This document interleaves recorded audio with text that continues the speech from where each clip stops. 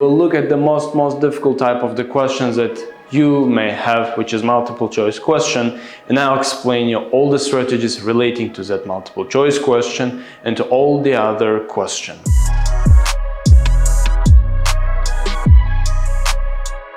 And for that, today we'll be using the book, which is 40 IELTS listening test. This is the official book of the Thompson School, in which you can see all the Cambridge readings gathered into one, readings only. And for that purposes, today we'll be using Cambridge 13 test. Cambridge 13, and the title of the text is Making the Most of Trends.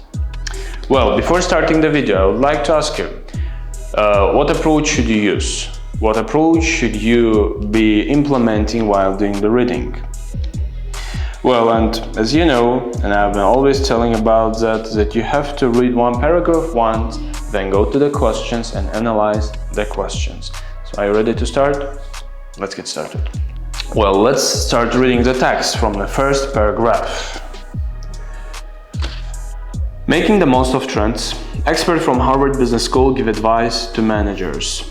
Most managers can identify the major trends of the day. But in the course of conducting research in a number of industries and working directly with companies, we have discovered that managers often fail to recognize the less obvious but profound ways these trends are influencing consumers' aspirations, attitudes, and behaviors. This is especially true of trends that managers view as peripheral to their core markets. Well, we've read the text, one paragraph. We understand that managers, they have to be able to find the trends, but they fail to understand some things. Well, now let's look at the question.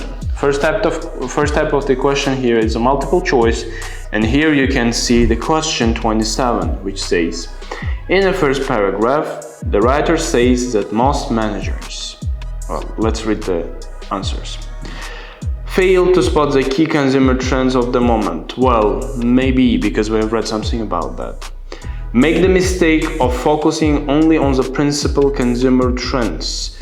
No, we haven't read about that. So, if you pay attention here, you can see that I'm telling maybe, no, and yes. So the same strategies that you use for headings. When you read a heading, you ask yourself, did I read about that?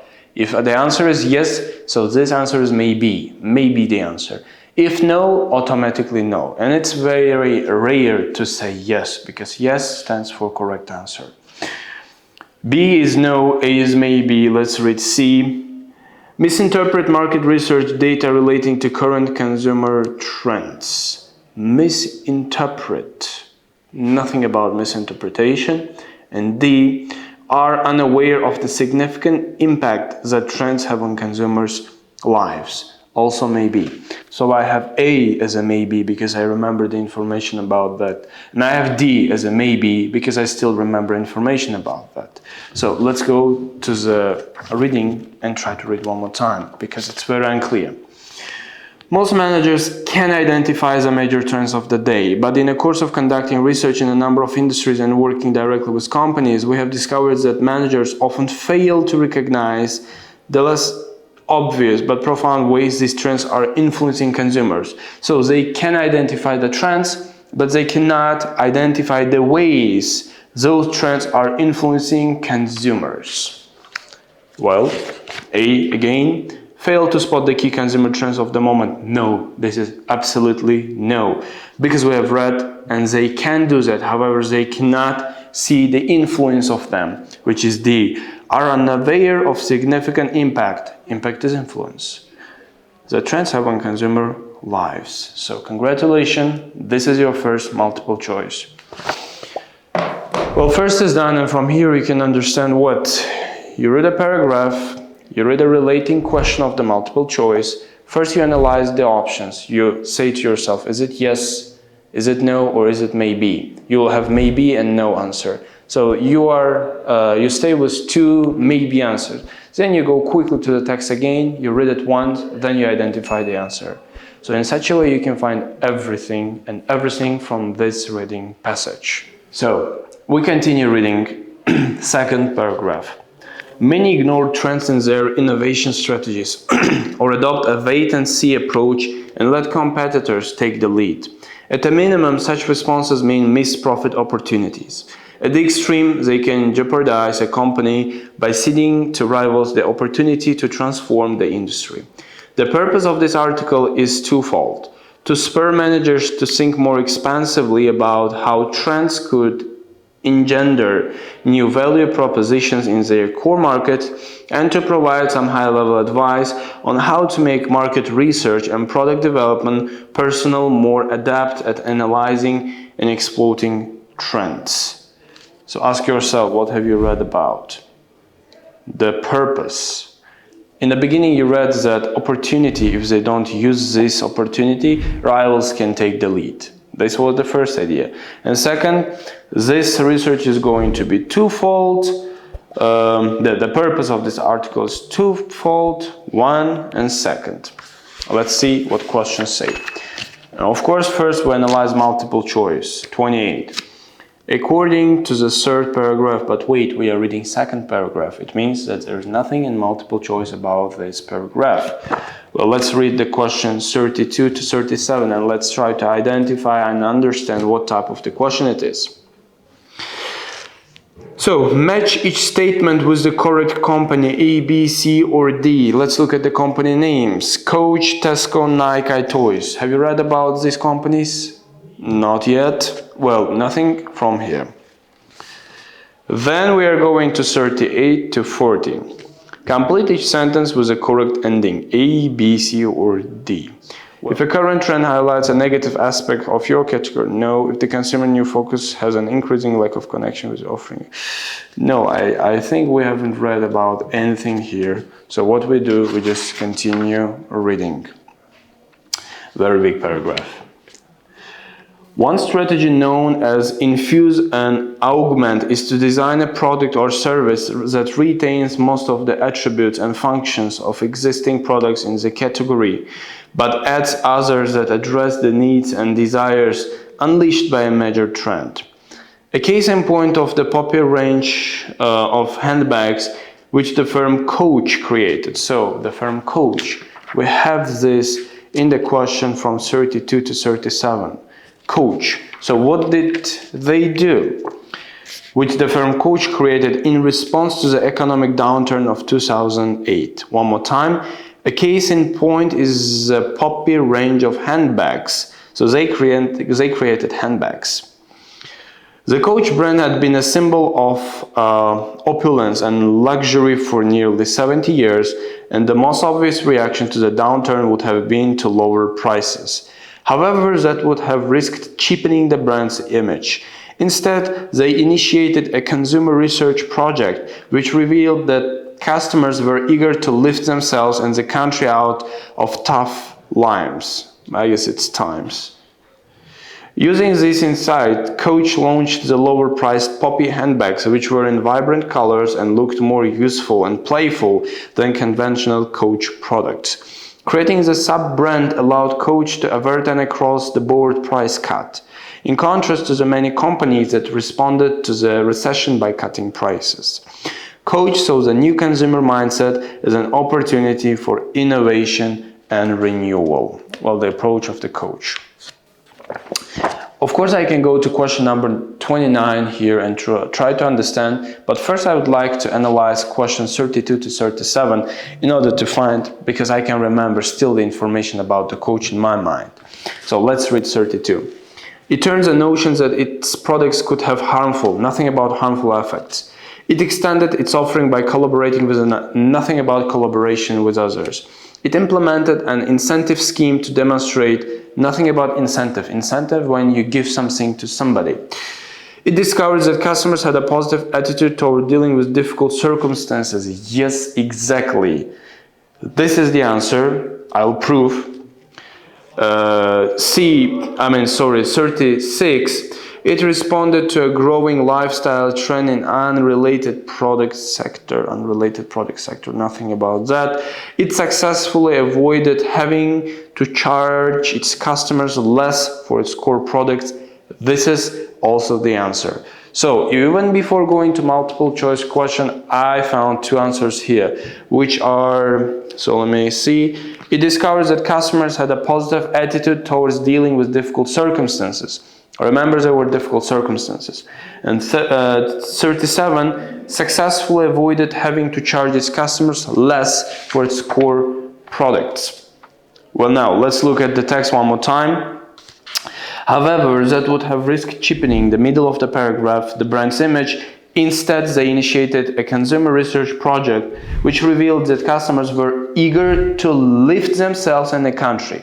So look at me now. Lift themselves and the country. So which is circumstances. You see it here? And what they did, they didn't cheapen the prices. They offered another line of product. So we found two answers from here. Now let's read the 28, which is multiple choice. Here it is.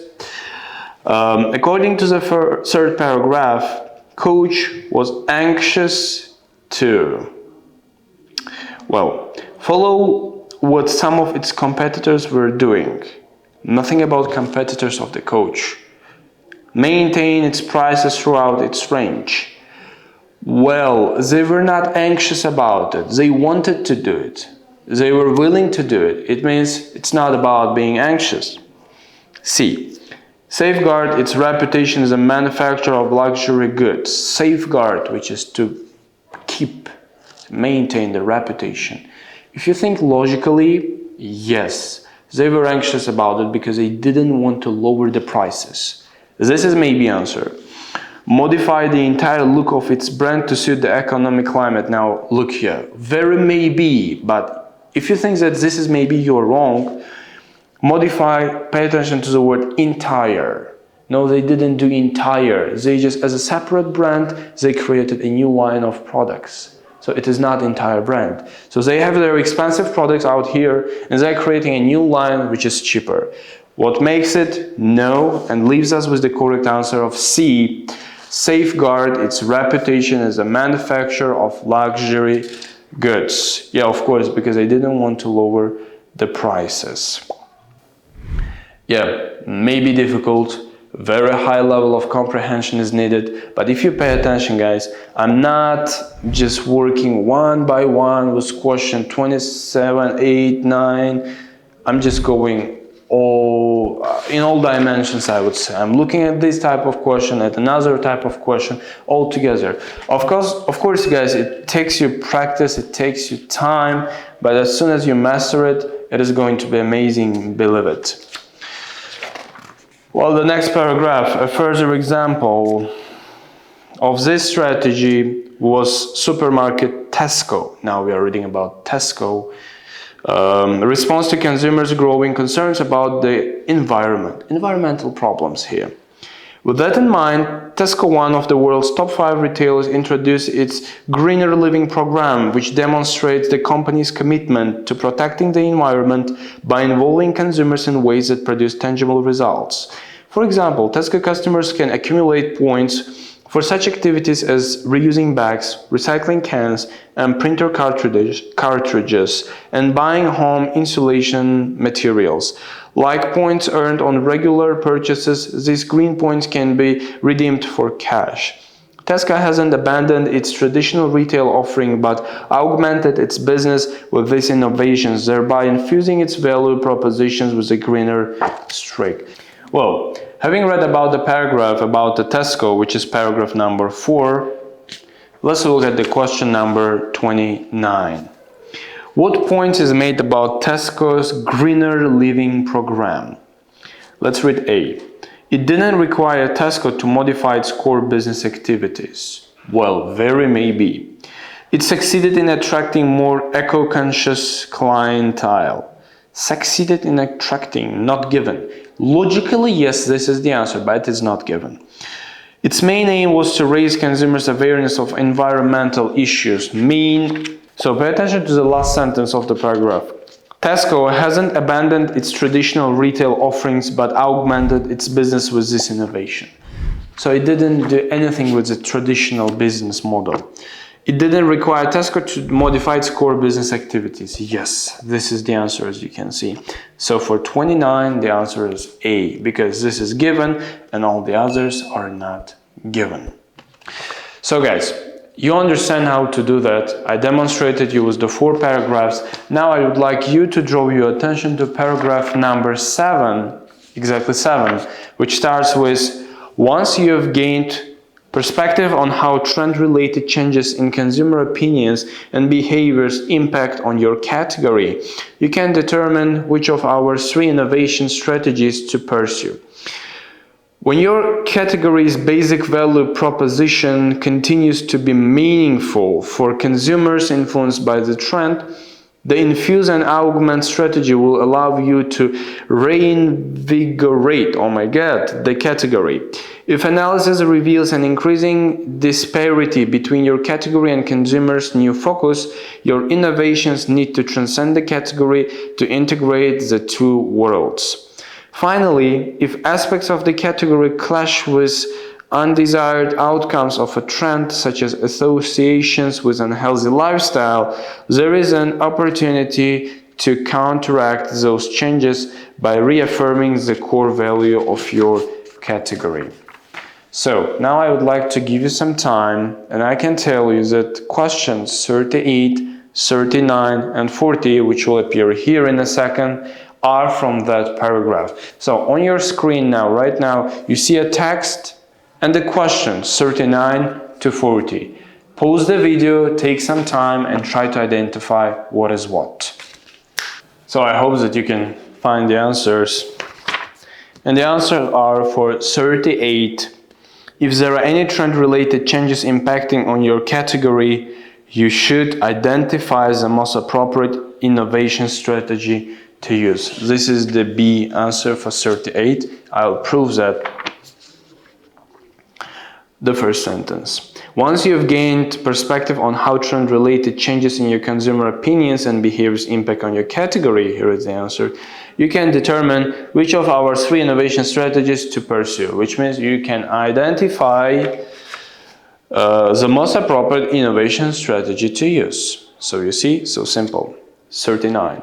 If a current trend highlights a negative aspect of your category, you should, the answer is C, emphasize your brand's traditional values with a contract and a firm strategy. And the last one, 40, if the consumer's new focus has an increasing lack of connection with your offering,